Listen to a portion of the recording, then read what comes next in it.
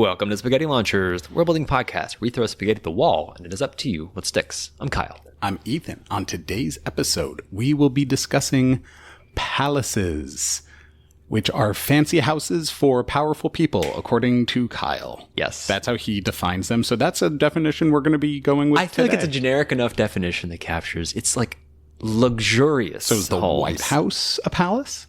Yeah. Okay. Any leader's residence has palatial elements. See, I don't disagree with you. For me, the distinguishing factor between a palace and a castle is that a palace implies grounds or like a compound. So you can have a castle almost as part of a palace. Yeah. But like it's more than just the singular castle building. Yeah, well, castle's also a fortification. Right. But yeah, you see what I'm saying. A palace having grounds is, yeah, like, I could see where you're coming from. I think that it's like, I'm willing to give some amount of leeway, but yeah, I think castles should have grounds, or palaces normally have grounds. They're normally large. Yeah. In charge. Yeah, but like the White House has grounds. Absolutely. But the White House is not a big building. No, but it has grounds. And yeah, it's... Is 10 Downing Street a palace? Because it doesn't have grounds. Or is the street outside 10 Downing Street its grounds because it's blocked up? I think that, yeah. I would say that, yeah, in that case, you it can is. flex you have to flex the definition of grounds. Well, when you said palace, when we decided on this, the first thing that immediately popped to mind for me was the Emerald City in the Wizard of Oz. Interesting. Because, yes, we're off to see the wizard. The implication... Wonderful Wizard of Oz. Right. That was fucking Kermit the Frog in Wizard of Oz. Really, it's not easy being green. well done. Yes, the wizard has his own throne room and his own castle within the city, but the entire city itself is revered as the home of the wizard. Okay. And so that's where seeing the whole city as his home and as his palace began to make sense to me. Okay. Buckingham Palace. Classic. Duh. Every royal in the real world has a palace. Those are good. Those are good ones. Aladdin. Yes, the Palace of Agrabah. The Sultan's Palace in Agrabah. Sultan's Palace has become relevant for my idea today. Well, good. A little tease for you. Big chess piece looking thing. Yeah. I think the palace that came into my mind is from Destiny 2. Okay. You know I like Destiny 2. I think they have interesting lore. Complicated lore, but lore. When you're bored at work, sometimes it's you really want a deep dive down the black hole. They have good vibes. They do have good vibes. They have good vibe building, but they don't necessarily have good world building. They have a character named Crow, and you know how I feel about Corvids. Yes, but they had one of the big bad guys had a palace. He was an emperor. Cool. And his palace was a Leviathan. It was this giant ship in space that like you went around, and it was all like, it was grandeur galore. Everything was luxurious and gilded and over the top. There was pleasure gardens in the ship. There's Love a world ship. There's like, all these little elements that are over the top for a ship just to be a place where he lives. Yeah. And it's just like, this is a functional space being used in non-functional ways because he's powerful and he wants to do that. Would the Citadel in Mass Effect count as one? No, because it's just huge for everybody. It's a city. Okay. Because a city is not a palace. No. A palace is pretty restricted. The Vatican is a palace. Vatican could be a palace. I could see that. I mean, the Pope's residence is palatial. I mean, I've been to the Vatican. It's quite palatial. It is, yeah. I've been there too. It's not nothing, and it does give you that sense of awe being there.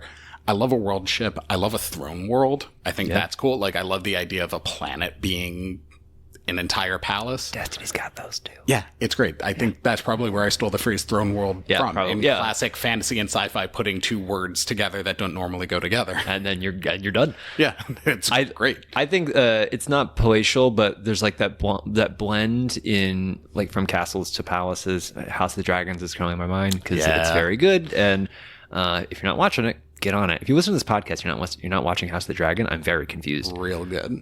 But like the Red Keep has some good vibes of a palace when they're in the throne room. I think Dragonstone actually has better ones. Yeah, Dragonstone has incredible aesthetics. Yeah, and that table I love the fucking table. I want that table. do too. I would build a home around that table. Absolutely. It would be too dark and brooding, and I'd probably be depressed after a while, but it would be fun. In the meantime, up until that point, it would be cool. Yeah, and you just cosplay every day as a Targaryen. I would love that. I would hate that. I would sweat too much. Yeah. And I don't have hair enough to turn white. Has there ever been a bald Targaryen? I don't know. Question to the viewers. If you haven't... Viewers, let us know. Listeners. I imagine you just sit there staring into the void as you listen to this podcast. Anyway, all right. Well, do we want to get into a little tease of your idea here? I think that mine can best be described as Legos. Okay. What about you? That's too many palaces. That's too many.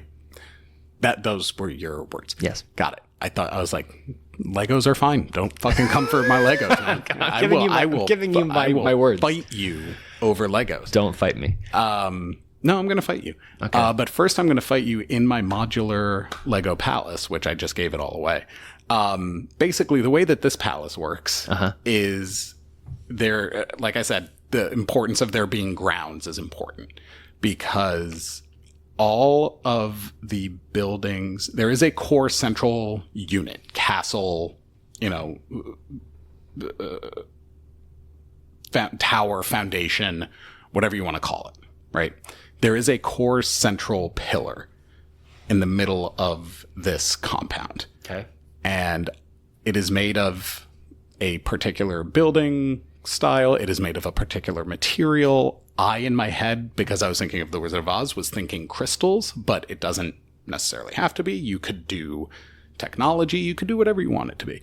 But the main idea here is that this palace is technically restrained only to the central core, and then all of the other buildings on the compound, which are made up of the same material, can, either through magic or science, be lifted, moved, and combined with the tower to meet different needs with the core central unit or the core central pillar to meet their needs. So, for example, if you fear an attack is coming and you want to fortify yourself, then you take 3 of the buildings of the other crystal towers on the compound. They magically lift up and combine and sort of Voltron into the main central unit and project a shield. But if you want to become an offensive weapon, then those 3 would separate and return, and then another 3 would come, forming a crystal balustrade? Catapult. A ballista? Ballista. That was the word I was looking for. Right. And so everything is it's almost constantly moving. It's constantly in flux, but it's not made of an organic material. It's not changing shape on its own. It is everything is modular. It is designed to come apart and be put back together with different capabilities.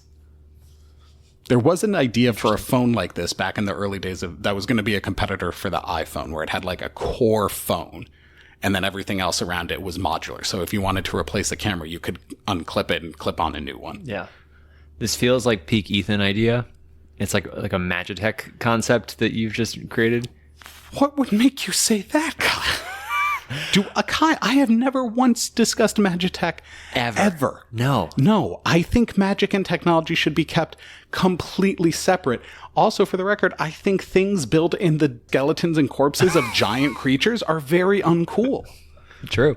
And you do not recommend bad movies from the 90s. No, you're right. On that, I don't. I recommend fucking amazing movies from the 90s. It's not my fault you have bad taste. All right, so... Yeah, so anyway, the modular palace. I think it has a really cool vibe. I think it could work super well. Like, it's so specific in where you use it. I'm confused by the storage of these other elements. Can you help me understand that? They are buildings in and of themselves. Mm-hmm. And so when they're not being used, they are separate standalone buildings on a compound. Okay. On the palatial grounds. Why do they need to be moved to the central piece versus staying on the compound? because the central piece, that's a very good question, making up an answer on the spot, because the central piece contains the power core And needed. like, they get like extra power. Exactly. It like channels it more. Exactly. Yeah. Okay. Yeah. It's fantastical. You could just kind of, you just make up whatever you want. But I think it does make sense. It is the core. Yeah. If it's like, if say you have a blacksmith, if the blacksmith is on the grounds, its forge can only get so hot. Right. So it can't work all of the hardest metals. No, it can work steel and adamantium or adamantine maybe, but not dragon scale. Yeah, and then if you move it to the central palace, and then it has this extra magic boost, its forge can get twice as hot, and then it can work dragon steel. And it can work dragon steel, and it's fed by other buildings that move towards it that are the storage houses and the warehouses, so they have easier access to materials. So you pivot around based on like what are the needs of the day. Yep. Like, oh well, can we move? We can get rid of anything that isn't like forge related because we're only going to use the palace for the next week, just making shit. Right. And then we're going to stop making stuff for a while. It's going to get real hot. So everybody just leave. Everybody just hang out outside the palace unless you're working. Well, and the palace might reconfigure to be a leisure garden or a event space to host the gathering of the major leaders of all the political factions. Yeah. You can, like you reposition it for whatever the need is. And then you just have, because in my imagination, it's like, a lot of crew it's like a palace. Yeah. Well, no, not just that it's a palace. It's a palace that's doing all these extra functions because it's of the nature of it. Because it's not just like, oh, this is where the king lives. It's like, where, oh, we have guards and we have cooks and stuff and like household servants. It's, oh, well, we also have armaments in case we need them. We have these like engineers and wizards who like man all this shit, and or you make it sci-fi and you have engineers and you have space wizards.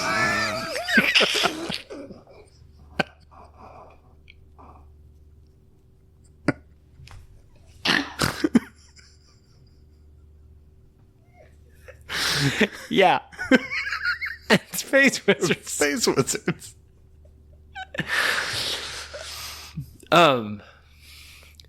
So you have a lot of people who have to work it, and that creates an interesting dynamic because they all are then bought into and you create this like interesting, I'm imagining like a very harmonious flow of this like city that is so efficient. Like everybody has a job, everybody knows what they're doing. Everyone's like, I'm pivoting it. Like we're going to the Citadel tomorrow. Like we're being pivoted in, and then we'll be back in a week, and then we can like chill. Yeah, and we can we reset. We refill our stocks. Of the materials that we need to we just complete sleep. Our next. Yeah, like we do whatever. Like and it's expected that when you get called up, when you're being pulled into the core, you need to be prepared for that period. Yeah. So you get your stocks ready. You get all the shit. Like when you get pulled in, like whoever like the architect is of this core, like they are orchestrating you. We'll call them the orchestrator. They're like orchestrating a pretty tight process, and it's like the facilities manager would have to be on top of their game. Yeah, it's like, hey, and incredibly powerful. Yeah, like you're coming in now. You're coming in a week. Get your shit together. Get like you need this, and this. Make sure you have it, and you're all prepared. Like all these things, and sometimes it might just be, hey, Pleasure Garden people, come in. It's all good. Yeah. We're just chilling for a week. Yeah. And everybody can just relax. And maybe there's periods where they just say, core shutting down. Nobody's in today. Like nobody's in for a week. We're just going to be like a soul tower in the middle. It's recharging. Yeah. And it's just the staff are just recharging. And they're just saying, we're just not going to do anything for a bit. Maybe it's just, there's one section and it's just like the king. Mm-hmm. That's the residence of the king or the emperor or whatever the fuck. Who owns this palace? Whoever you want. The space wizard? Yeah. Okay. Gorthax. Yeah. The space wizard. He sounds like one of the guys from, what was the... Any 80s cartoon show? No, I was going to say Gwar. I wish you all could see the blank stare I'm giving Kyle. Do you know the band? The band Gwar. No. They were like a famous weird band. They all wear like weird costumes and stuff, and they're like good friends with the Jackass crew. They're like a shitty hard rock metal-y kind of band. They're not good. I never even heard, like, I've heard the music once. Yeah. But they are famous for wearing like kind of like alien pig type costume. Weird. Yeah, they're weird. That's weird. Yeah. Anyway, regardless, shout out to Guar. The Guar, the modular throne, the modular palace. Thank you. I like it. It's cool. Yeah, nice and simple. Just keep it tight. But I like it because you can also adjust it. The idea is very transferable to whatever vibe settings you want. And you can increase and decrease the severity of it. Like the level of orchestration, level of power, all that can be pivoted, because you could just say this palace is like can just draw on the city's power. Mm-hmm. Like it can say it's steampunk and they do have electricity. The palace can suck up all the electricity from the city and just use it to like man massive lights that it uses as a defense mechanism, or something like that. Like it just that's a great defense mechanism. Yeah, and it's just like huge, beautiful floodlights, you know. Or it can be that this is a city built in a volcano. Shout out to the volcanoes. We love the volcanoes. That they can like harness all the lava and just suck it all up to themselves. All the thermal energy. And they can use it for whatever they're going to do. Like I think that idea of having a palace that can basically take up the resources of the places around it is a super easy core concept to move around. Whether it's that it's physically moving buildings to itself is up for, you know, I like it's up that. to the individual. I like it's that fun. more just because for me, I think that's cool, envisioning war coming and having the towers actually lift and come together. And like, I just think it's just vibes for me. Yeah, it's good vibes. And you don't have to do it as mad. You could also do like mechanical. Very Isengard-y, where it's just once the Uruk-hai are a part of it. When they're just like, you know, like they're just pulling in massive structures, just like all of a sudden they're just like coming into the central tower. There's a big fucking train track, basically, and they just bring this building in here, bring that building in here, shoot this one out. Oh, like just cranking up chains as it goes up the tower. So you can create like, which would work really well for like an evil palace, to just set up that like, this is a palace that does a similar thing, but it's not nice. It's not pleasant, and it doesn't look cool. Like it looks None of the intimidating. pieces fit well together. Everything's jagged. Yeah, it's very orky. Yeah. I don't like it. Yeah, but I like it. Yeah, but it's cool. Yeah. So yeah, that for me that's important. But also the secondary main idea is a palace that is a functional tool for some other purpose beyond just being palatial. Yeah. And also sort of like how, you know, in the United States, the president's car is called the Beast, and it's basically a tank in the shape of a Chrysler. Yeah. It's that kind of thing where it's like, oh, this looks like and it's a really comfortable car, but they also have like a surgeon with them. They have like, you know, bags of the president's blood in there in case he gets, you know what I mean? Like, the whole motorcade with the president's insane. They have like a radar jamming car. Yeah. They like that. And they have a car that like each of those cars that's in that motorcade has such a specific purpose, and they're all insane. Yeah. But it's that kind of thing where it's like, this is this grand luxurious thing that also has a purpose and modular, and it can take the power from the city. Just a quick shout out from like a worldly perspective. I think this is really cool on the president thing.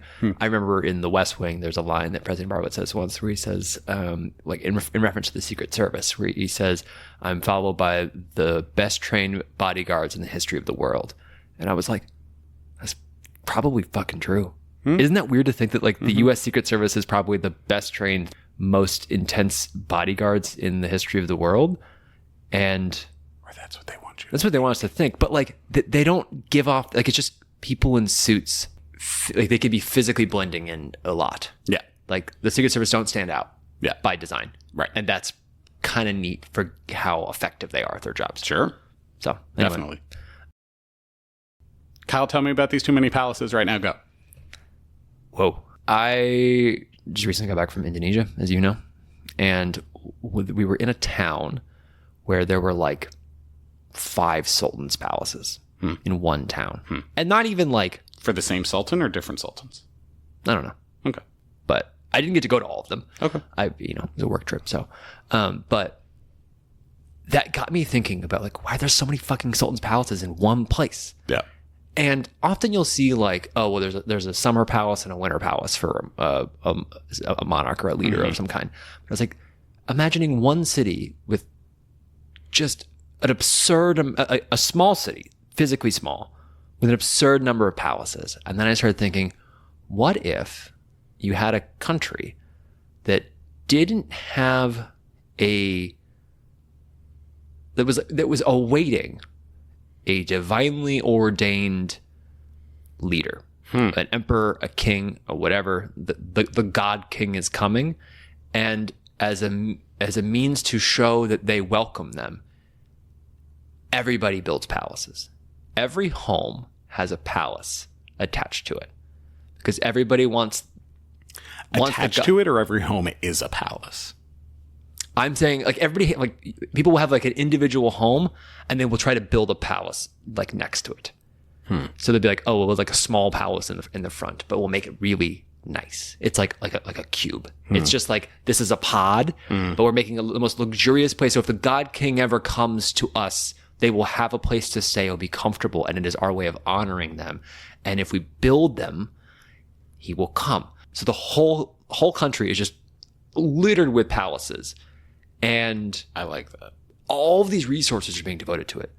And none of them are occupied by anything else. And it becomes just this cultural practice that you maintain your palace. Eminent domain for the eminent arrival. There you go. Two neighbors are chatting out front of their respective abodes while they're both like going in to maintain their palaces for the God King. Just like, and their own house is like falling apart. Yeah. It reminds me a little bit of something I saw in Thailand, which I discussed on this podcast, where houses would often have a small shrine for the spirits. Yes. Yeah. It very much reminds me of that. But then, and this is like, we're talking about like the individuals, but then you have like the state ordained ones. So like, let's say the state is run by, a steward, or there is a king, but they're not the divinely ordained king. I don't know. Whoever's in charge, like they're also building these. So there's big palaces too. There's like massive palaces that are whole public works projects because they think if they keep doing this, if they build the right palace, that will be the one that he comes to occupy. That's interesting. That like they keep so they're all bespoke. None of them are the same exact pattern, the same exact style. They're all like a little bit different. And they're like, oh, well, maybe if I tweak this a little bit, that it's like this pursuit of perfection. If they build the perfect one, but they don't know what he wants. Some people like the small farmer thinks pursuit of anxiety. Like the small farmer might think, oh, well, he's probably a humble God King. So he'll want a humble home. So we'll build a humble little palace as best as we can because we don't have the money for anything else. And maybe that's what they want. And nothing happens there. You have people building like medium-sized ones, like, oh, well, he's, reasonable. And then you have people saying, he's a God King. We need to build the greatest palace in the history of the world. And then they're just pouring money into that. And then there's like one big palace that is being built. It's like, it will be the Xanadu, but it's not done yet. And whenever will it ever be done? No one knows. Okay. I like that. I like the palace of perpetual construction. Yeah, and I like that. And that and it could be that they're like always on the cusp of being done, but then there's like but we probably architect has a new epiphany. Yeah, like, oh, we need this. Oh, we need this, and it's like they're just letting their artistic creativity get in the way of, well, if you just finish it, maybe you'll know. But because it's never actually finished, they never get to have it be tested. Well, it would be funny and dark if the prophecy was that whenever the palace is finished, whenever the home is completed, whenever the temple is built, then so will the Great One come and live amongst its walls. But you never finish it, so you never actually know. Yeah, that's my point. Yeah, I like that. That's dark, and there would probably be people going against, I'm stealing this title from Exandria Unlimited Calamity, who would be looking at this insane, and I'm not kidding about anxious, but very anxious architect Arcane Yeah. trying to build this thing and being like, you need to stop. You're the only one holding up Yeah. the You're convincing, millennium. You're convincing everybody that you need to do another thing for whatever reason, and they believe you. But I think it's that you're afraid that what if we do finish and it doesn't happen? Right. He doesn't come, and all And you this have was no for faith. and all this was for naught. And then maybe it could be that it's not their specific choice. It's the king's. It's the steward's choice. They have said, don't finish it. Don't ever finish it. Keep it going. And not because he's trying to hold on to power, but because he's pretty convinced it's not real. And if people find out, there'll be a loss of faith and chaos. And the only way to keep the order is to make sure people keep a faith. Keep the faith, and so you have to keep building. That is fascinating to me. It's almost two separate ideas, but put together, it's great because it also means there would probably be split cultures within the surrounding areas or within the city of people who are very proud of their finished palaces for the Great One versus people that are continuously improving them. Yeah. And so maybe there is some combination of or some debate about, does the completion mean only the Great Palace is completed, or do all palaces have to be complete? And so you get into this debate. You There's create this a lot back and forth. Yeah. And then you probably create a, because I like having there be the small ones for people, or having the more personal approach to it, because then you create this dynamic where everyone's bought in to this cultural practice and to this system, and in their own way, where they will rationalize what they're doing and what the society is doing because they are doing it. Oh, so you mean just normal religion? Yeah. But we spend all this time managing our own palace. Yeah, we're okay with our government spending all the money doing it too. Just putting that so central, all around one simple practice. Yeah. Because it's not like there's a whole lot of other elements. It's just one practice. It's just cleanliness is next to godliness. Just next to cheese. What supermarket do you shop at? The only part about this that I'm struggling with, the only part, and it's very small, is that the people's homes are separate from the palaces. Yeah. I think every home should be a palace. They always say a man, there's that old bullshit 1950 saying, a man's home is his kingdom. Yeah. It's like, your home is a palace. Every piece of, you are stewards, you are custodians of palaces for the Great One, but you are not, it is not your home. You might live in it, but if the Great One were to come back and the prophecy will be fulfilled, they could just live in your home if they wanted to, because it's not your home. Okay. It's their palace. Everything else stays the same. Yeah. I'm going to try to Tai Chi that, because I think that's an interesting point. And what if, because it's the resource limitation, we're fucking with the definition of a palace a lot, and which is fair. But if every world building, if every home is a palace, and in my mind, that means every home is being built with luxury and built palatially, which cannot be afforded by by a lot of people. So then they can't do it. So what if instead, to create more bounds on it, every home has a little throne room? They have a throne room inside for the God King to hold court if they need be. And then it's the living room is their throne room that they don't touch other than to manage it. They maintain it very much like the shrines from Thailand. Sure. But then the rest of the house is just whatever they can reasonably afford. So you have that.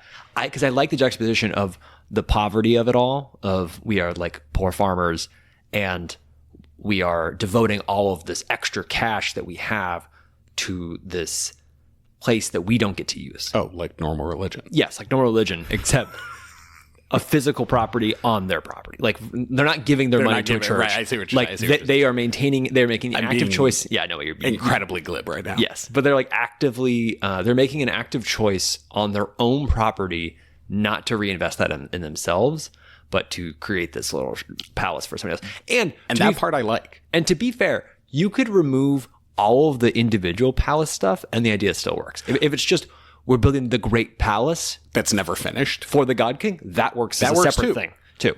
But I like the individual ones, and for me, what I like about why I'm stuck on the individual ones is you said every palace is sort of reflective of the owner's personal attitudes and beliefs. So a humble farmer might build a cozy, incredibly luxurious, but not grand or expensive, but just very soft and warm and cozy. But you could also have people that would think, oh, this has to be made of black marble and right, like okay. We can probably find the middle ground here, which is it's not every individual, but it's like every village, every small community does this at their level. So that they are devoting resources as a commune to this, and then it's like this is a village that really values community and comfort. So we will build a very comfortable, simple, humble palace, but it's still palatial, and we are still putting more into it than into our own homes. But we're all doing it collectively, so we're not all as impoverished. And then you go to the fishing village, and it's very much like built onto the sea, and it's like this beautiful scenic view. You go to the mountains, and it's a black marble, like intense foreboding. And so you have a bunch of these palaces, but they are a bit more, full stop, and less frequent. Yeah. But they are still far too numerous. I think that's the needle. Yeah. I think you thread it right there perfectly. And also, I just have to say this because it's been stuck in my head this whole time, is this whole thing reminds me of that Mitch Hedberg joke where he said, I got a king-size bed so that if a king ever shows up, I can be like, hey, guess what I got? Shout out to Mitch. R.I.P. R.I.P. Mitch. But yeah, I've been thinking about that for like 10 minutes, so I had to get it out. Another one of his jokes, I feel like he's relevant to any world builder and relevant to this podcast, is the... when I'm in my hotels on the road, I lie in bed and I try and think of something that's funny. And if the pen's too far away, I have to convince myself that what I thought of isn't funny anymore. Yeah, and that's true. Like that idea that like when an idea gets in your head and you're like, "Fuck, I have to do this," and then sometimes you're like, but I really shouldn't. And then you have to like convince yourself not to do it or like to get rid of it. How can I find the hole in it? Yeah. So, poke a hole in it and then you're golden. I love it. No, I think that's great. I think that's very cool. All right, cool. All right. The microwave is starting. It's very simple. It's a palace in the shape of a Mobius strip. So it's just a Mobius strip. You know, when you take the sheet of paper, it's the one-sided thing. You take a sheet of paper, you twist one end, tape it together, and it's like it's where the symbol for infinity comes from. Okay, got it. Yeah. And so it's just shaped like that. So everything just sort of has one side, and it's just floating above the land, constantly shifting. It's this work of incredible mathematic space wizardry. Yeah. Just in perpetual motion, and it's pure vibes. It's nothing but that. But cool. I like it because it's infinite, because then that sort of gets at the spatial geometry of it, because then you're building on two sides. Everything's all sort of connected together. Yeah. Sort of like if you could turn Escher's staircase into a physical palace. Yeah. That type of thing. So you get some metaphysical tomfoolery involved in it. Cool. That's it. Okay. Mine is an underground palace that is also in a volcano. No, that is it's just underground, and it's like literally under the city that everybody lives in. But for security purposes, the king or the queen or whoever just resides in an underground palace, because then no one knows where they are at any given time, because they can move it around. Ooh. So they can move it around underneath the city. They can move it outside the city. They can move it to another part of the country, and no one actually knows where they're currently located, other than if they've been holding court somewhere, because they still have like a throne room that's above ground and like facilities above ground for them to use, but then their true abode and their true palace is under the ground, and thus secret and safe. I love it. In the words of Gandalf. All right. Well, what stuck for you? I want to hear what stuck for you first. I think I really like, and it's kind of funny that it's like, seems like the pretty obvious answer to the palace thing is, or to my idea was making it like the Goldilocks. So let's go to the medium version, which is there's just a bunch of villages. Every village has a palace. I think that's really cool. And I think the idea of the perpetually building the grand palace and then the king saying, don't finish it because I don't want a crisis of faith. Yeah. I think that's really fun and really cool. Story and the religion element of it is very cool. Yeah. And I really like the visual specifically of the mechanical version of the Lego palace. I'm stuck on imagining like they had the cave trolls. Yeah. It's opening like the black gate. Yeah. Like it's very much like that. I'm thinking very much. And yes, I played Lord of the Rings Risk yesterday. So I have the Lord of the Rings in my mind. Sure. And I watched The Fellowship on Saturday. Jesus. But yeah, I think you mean Maiar. Shut up. Valar, excuse me. Yeah, I got where you were going. But yeah, I think that modular, like evil mechanical version is really cool. It creates like such a like imposing, like it creates the imposition that I think you're looking for. But then it also like would be really fun to approach in like a D&D campaign. Yeah, you're like, what the fuck is that? Oh shit! And it's like just crawling with the most dangerous thing. You're like, that's the final boss. Right. That's like the last. The palace is the boss. Oh yeah, there you go. Like because it can become a weapon. It can become right. Boom. There you go. Yeah, like that. There's your idea. All right. I like that. What's stuck for you? One, the villages thing, because again, with you, I think we thread that needle pretty perfectly. And what it genuinely reminds me of is the way that villages, small cities and towns in the ancient Greek and Roman world would have very different stylized temples to different aspects of deities. You know, there was it was more reflective of the resources available. It's a very human, again, Matt Colville, you will never invent something as cool than what already exists in the real world. And so you found a way to take a real world thing and make it just slightly tweaked and fantastical. Yeah. And that's why I think it's hitting with me so well. The other thing that is sticking for me is the complete opposite direction. Also, I am stuck on the crystalline version of the modular palace, but instead of the crystals being stuck in the ground, I'm retconning it. The crystals, the other modular sections, are actually floating around.